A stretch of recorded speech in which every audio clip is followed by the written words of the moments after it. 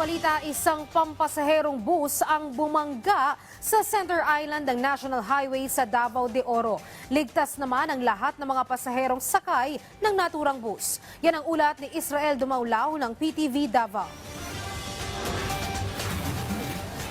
Bumangga sa Center Island ang isang pampasaherong bus matapos mawalan umano ng kontrol ang driver nito sa National Highway ng Purok G's Kilometer 67 Tuburan, Mawab, Davao de Oro. Wasak ang harapang bahagi ng bus. Base sa report ng Mawab Municipal Disaster Risk Reduction Management Office, ligtas ang 19 na mga pasahero na agad namang inilipat ang mga pasahero upang maipatuloy ang kanilang biyahe. Right after the incident, sir, naman na iniabot po nga laing bus nila sa Metro Shuttle. So, i-transfer lang po dito ang mga pasahero kaya wala man po yung mga nasamnan o na-injured. Ayon sa Mawab MDRMO, ito na ang ika-6 na road crash sa naturang National Highway na naitala noong Disyembre ng nakaraang taon. Paliwanag ng otoridad, dahil sa kurbada na daan ito, kinakailangan umanong magdahan-dahan ng mga motorista sa pagnawig sa naturang highway.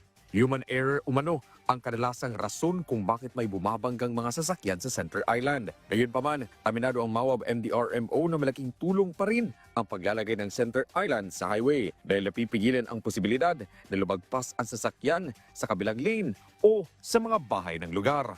Actually, sir, dako yung kay tabang kay kung wala lang yun ang Center Island, simple nga diretso to sa mga balay o sa kasugat na sakyanan.